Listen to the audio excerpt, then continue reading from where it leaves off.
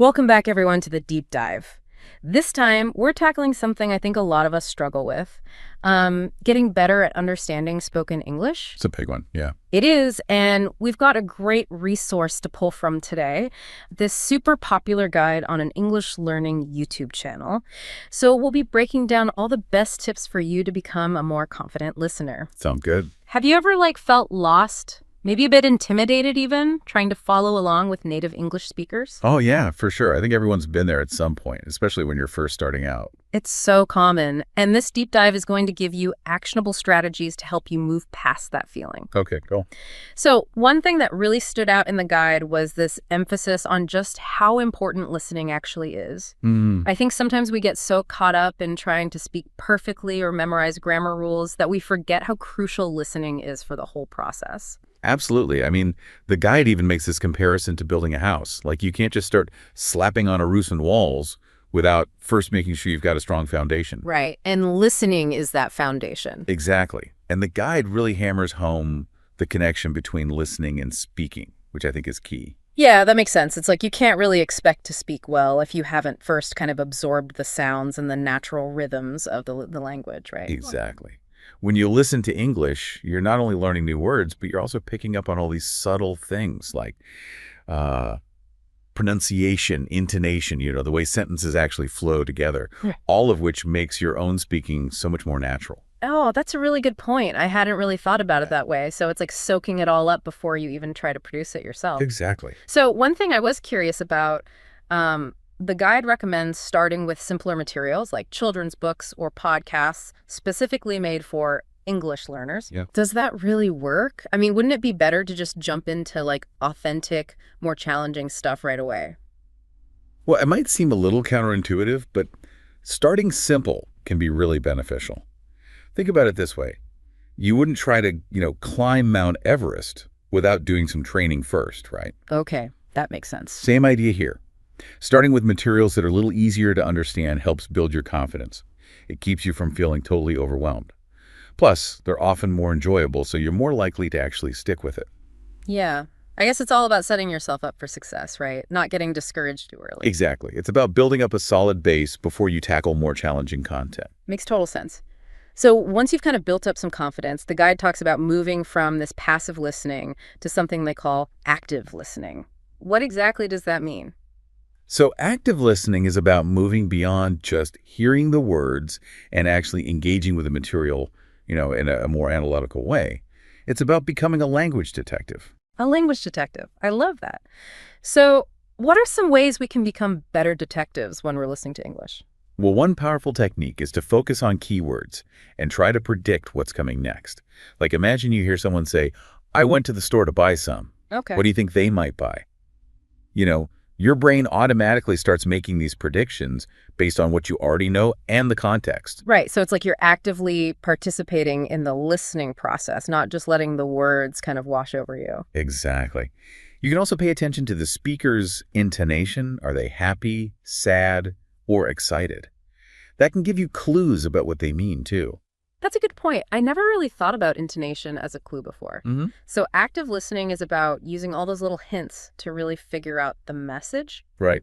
And another technique is to jot down any new words or phrases you come across. It doesn't have to be like a full-on vocabulary list, but making note of unfamiliar language helps you build your understanding over time. That's a great tip. And speaking of understanding, how does the guide recommend we tackle the whole world of English subtitles? Subtitles, they can be so helpful, right? Like when you're watching movies or TV shows in English. Totally. But I've heard people say that they can become a crutch. So what does the guide say about using subtitles? That's a good question, and the guide actually addresses that directly. They see subtitles as a really valuable tool. But like any tool, you got to use them strategically. They recommend kind of a gradual approach. So not just relying on subtitles all the time. Right. It's about finding the sweet spot. They suggest starting with subtitles in your native language if they're available. That way you can get a basic understanding of what's being said. Okay. And then, when you feel a bit more comfortable, you can switch to English subtitles. This helps you connect the written words with what you're hearing.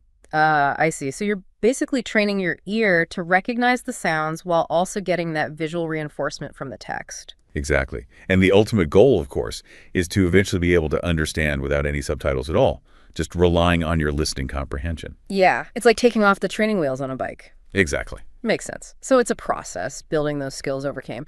Now, something I've always found kind of fascinating is all the different English accents out there in the world. It's like a whole rainbow of sounds. It is. So how does the guide say we should approach this accent rainbow? I like that, the accent rainbow. And they really stress that exposure is key. The more you listen to different accents, whether it's British, American, Australian, Indian, whatever it might be, the better your ear gets at adapting to all those variations. So it's like expanding your accent comfort zone or something. Precisely. And the cool thing is there are so many fun ways to do this. You can explore YouTube channels from different countries, listen to audiobooks narrated by people with all sorts of accents, or even use those language learning apps that include different regional pronunciations. I love the idea of making it fun. Learning shouldn't feel like a chore, right? Now, I did see the guide mention something called shadowing. Oh, yeah. That sounds interesting. Can you explain what that is and how it can help with listening? Sure. Shadowing is a great way to work on both your listening and your speaking at the same time. Basically, you're trying to mimic the pronunciation and rhythm of a native speaker. It's like a vocal workout. Oh, okay, so you're trying to shadow their speech as closely as you can. Exactly.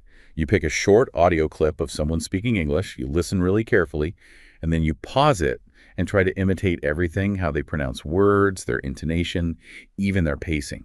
Wow, so it's really about embodying the sounds of the language. It is. Yeah. And the guide even suggests focusing on specific things like how vowel or consonant sounds are made in different accents. Like, take the word water. A British speaker might say it with a more rounded O sound, while an American speaker might use a flatter ah sound. Paying attention to those kinds of differences can really help you understand better. Oh, that's a great example. It shows how shadowing can really fine-tune your ear to all those little variations. Okay, so we've talked about active listening, subtitles, and shadowing. Are there any other tips the guide gives for making consistent progress with English listening? Well, one of the biggest things they emphasize is consistency, even if it's just in small doses.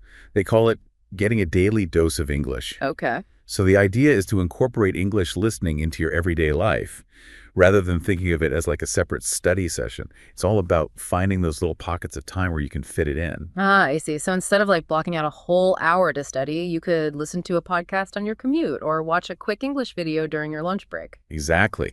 It could even be as simple as having some English music playing in the background while you do other things. I love that idea. It makes it feel much more natural, a part of your life, not just something you have to study. And it can be tailored to your own interests and how you live. Precisely. The main thing is to find something that works for you and turn it into a habit. And on that note, the guide also encourages people to be more active when they're in conversations, not just listening passively. So don't be afraid to speak up and ask questions. Exactly. They even provide some useful phrases to help you if you need something clarified. Things like, could you repeat that, please? Or what does word mean? Or could you speak a little slower? Those are great. I know it can be a little intimidating to ask for help, especially when you're trying to keep up with native speakers, but the guide really stresses that it's a good thing, not a bad thing. Absolutely. Asking questions means you're engaged, you're curious, and you really want to understand what's going on. And that's so important for learning. And lastly, the guide makes a really important point about patience when it comes to improving your listening skills. It's a marathon, not a sprint, right? Exactly. Learning a language takes time and effort, and there will be times when you feel stuck or frustrated. But celebrating the small wins, acknowledging how far you've come, even if it seems small, that's crucial. That's a great reminder. It's easy to get caught up in feeling like you're not progressing fast enough, but every single step forward, every time you have that aha moment, it's a testament to all the work you're putting in. Exactly. And remember, even native English speakers are always learning and improving their language skills. It's an ongoing journey. Wow. We've covered so much in this deep dive into how to improve your English listening skills. We have. It's been really insightful. So before we wrap things up, let's just kind of recap some of those key takeaways. Sounds good. Where should we even begin? Well, I think we started off by talking about why listening is just so fundamental, It really is the bedrock of everything else. It is. It helps you internalize all those important things, the pronunciation, the intonation, even grammar, without even realizing it. Yeah, in such a natural way, just by absorbing it. And we also talked about how you don't need to jump into those super complex materials right away. Right. Simple is actually best, especially when you're still kind of building up your confidence. Absolutely. Starting with things that are designed for learners, like you said, those children's books or those podcasts specifically for English learners. Yeah, that can make a world of difference, especially if you're feeling a bit intimidated by the idea of listening to native English speakers going at full speed. For sure. And then we moved on to talking about the importance of active listening. Yes. And all those great techniques we can use, like focusing on keywords, trying to predict what's coming next, paying attention to the speaker's intonation, all that good stuff. It's like becoming a detective, right? Yes. You're piecing together the clues to crack the code of what's being said. I love that. And we also talked about subtitles, how they can be a really useful tool, but also how to use them effectively. You know, not letting them become a crutch. It's like they're a bridge helping connect what you see with what you hear. Exactly. Starting maybe with subtitles in your own language, then switching to English subtitles, and then eventually just letting go and relying on your ears. It's like training wheels. You start with them, but eventually you're riding the bike on your own. Exactly. And then, of course, there's that whole amazing world of accents. The accent rainbow. Yes, the accent rainbow. And how important it is to just embrace that variety and get exposure to as many different pronunciations as you can. It's so true. The more you listen to all those different accents, the more adaptable your ear becomes. And you won't be so thrown off when you encounter an accent that you're not familiar with. Exactly. And we talked about some fun ways to do that, like checking out YouTube channels from all over the world, listening to audiobooks narrated by people with different accents, all sorts of things. Absolutely. Learning should be fun. And then we talk about that really cool technique called shadowing. Oh, yeah, shadowing. Which is basically mimicking how a native speaker talks. Yeah, you're kind of becoming their shadow. Right. It's like a vocal workout. You pick a short audio clip, listen carefully, and then try to copy their pronunciation, their intonation, their rhythm, everything. And we talked about how it can help you pick up on those little differences in pronunciation that can sometimes be tricky. Like how a British person might say water versus an American person, for example. And probably one of the most important takeaways from this whole deep dive, I think, is that idea of consistency. Yes. Even just small doses of English listening every day can make a huge difference over time. Huge. It's all about finding ways to fit it into your everyday life, whether it's listening to a podcast during your commute, watching a quick English video on your lunch break, or even just having some English music on in the background while you're doing other things. It's about making it a natural part of your routine, not a chore. Exactly. And we should never forget to ask for clarification when we need it. Oh, yeah, that's so important. We learned some useful phrases like, could you repeat that, please? Or what does this word mean? Or even, could you please speak a little slower? Don't be shy about asking those questions. Totally. It just shows that you're really engaged and you want to understand. It does. And above all, you know, just be patient with yourself. Yes. Learning a language takes time. It's a journey. You're going to have good days and bad days. But it's so important to celebrate all those small wins along the way. It is. Every new word you understand, every time you catch a phrase without needing subtitles, every conversation that you feel more comfortable participating in, those are all victories. They really are. So as we wrap up this deep dive on improving your English listening skills, here's a question for you to think about. What's one action you can take today to start putting all these great tips into practice? Maybe you could dust off that children's book you've had sitting on your shelf. Yeah. Or try out a new English podcast. Maybe even give shadowing a shot. Whatever it is, we'd love to hear about it. So feel free to share your chosen action or any other takeaways that really resonated with you in the comments below.